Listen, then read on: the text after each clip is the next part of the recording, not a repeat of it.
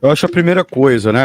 E aí falando, reafirmando o nosso papel, o papel da rádio, o papel também da nota nessa construção ao longo do ano. Fica evidente, pelo menos no meu ponto de vista, como ativista do coletivo, né? Lembrando que não é uma posição ainda fechada do coletivo, balanço do ano, que o projeto do Lula e o projeto do Bolsonaro são dois projetos capitalistas que estavam e ainda seguem em disputa em nossa sociedade. O bolsonarismo prossegue.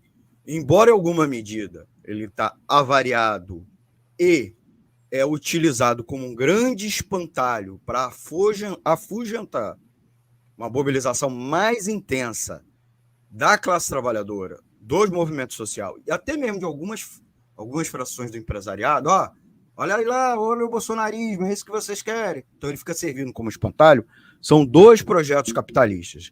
Em 10, 11 meses já vimos, e nós tínhamos visto antes, porque o Lula não é uma novidade. O Lula foi presidente da República durante 8 anos, foi sucedida pela sua chefe da Casa Civil, que foi presidente durante 6 anos. Tudo bem, terminou daquele jeito, mas foi o que aconteceu, certo? Então, é preciso registrar isso.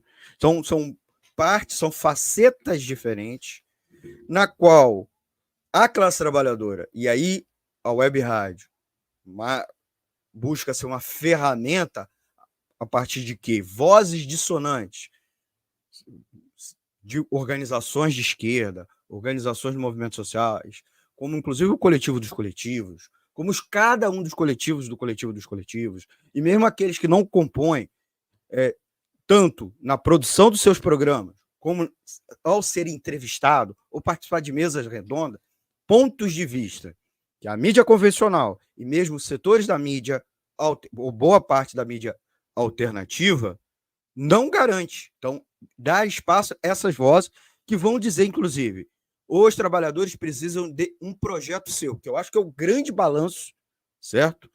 Grande lição de 2023. Porque boa parte das pautas que estavam na ordem do dia, na opinião pública, eram pautas do empresariado, na qual o PT se apropriou, inclusive, muitas vezes, para derrotar o movimento de massas, um movimento de massas que não derrotou Bolsonaro em grande medida, porque entendo que o PT e seus aliados, as direções do movimento de massa, não deixaram. Porque quando a gente fazia campanha fora Bolsonaro, todo momento eles puxaram o freio de mão.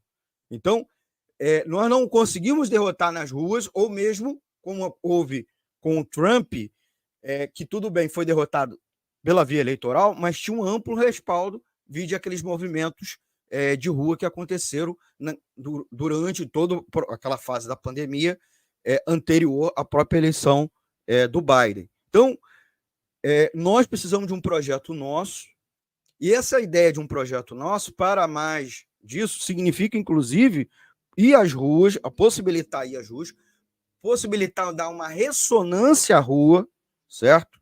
Que também falta hoje, porque o PT não quer o movimento nas ruas, como a gente está vendo, quer uma coisa ali, outra aqui, resgata programas e abordagens que eram anteriores de maneira crítica, sem discutir com a sociedade se os programas de governo, né, os programas assistenciais ou não, de fomento econômico, eram bons ou ruins, os seus erros, justamente porque ele tenta o tempo todo postar-se como confiável para o grande empresariado, e segundo, porque ele de fato tem diferenças, porque ele quer implementar com diferenças o mesmo projeto, que não é, como eu disse, que é um projeto municipal, estadual.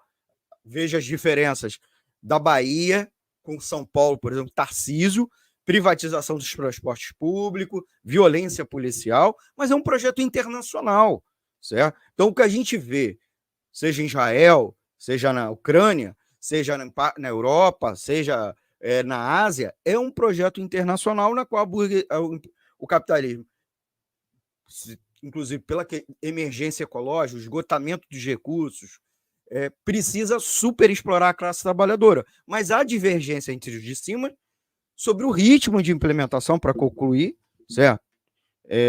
Sobre o ritmo de implementação, sobre nuances, sobre a forma, inclusive, de agir, se é rompendo ou não com as liberdades democráticas, inclusive usando as liberdades democráticas contra os movimentos sociais.